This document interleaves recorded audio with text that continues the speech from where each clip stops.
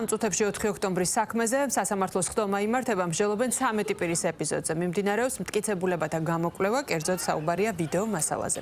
პროცესის დაწყებამდე ადვოკატებმა მედიასთან კომენტარებიც გააკეთეს და აღნიშნეს, რომ საქმეში მათი დაცვის ქვეშ მყოფ პირთა დანაშაულის დამადასტურებელი არანაირი მტკიცებულება არ არსებობს.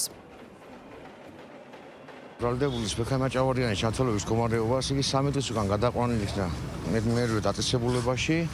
თუმცა დღესდღეობით ცნობილი არ არის თუ რა სახის დასკვნა მიიღო ექსპერტიზამ. უახლოეს დღეებში როგორც კონსულტაცია ქონა ექიმებთან დადებული იქნება შესაბამისი დასკვნა, რომელიც მიუხედავად განისაზღვრება გაგრძელება თუ არა მის სიმართლის სამართლის განხილვა სასამართლოში. როგორც სიმპტომები ქონა ბრალდებულს სავარაუდოდ ჩემი გადასახი როგორც ადვოკატის გადასახიდან უნდა გქონდეს შეაცხადოთ ნიშნები, მაგრამ მე ხო ექსპერტია რომ შემოწმებულ შემთხვევაში თუ კი მის მიმართ ადგენილი იქნება რომ ინკრინირებული ხედების დროს იყო შეურაცხად მდგომარეობაში, ასე შემდგომში დევნა შეწყდება. ამ შემთხვევაში აკვეთგონიზების სახით პატიმრობა არ უნდა იყოს გამოყენებული.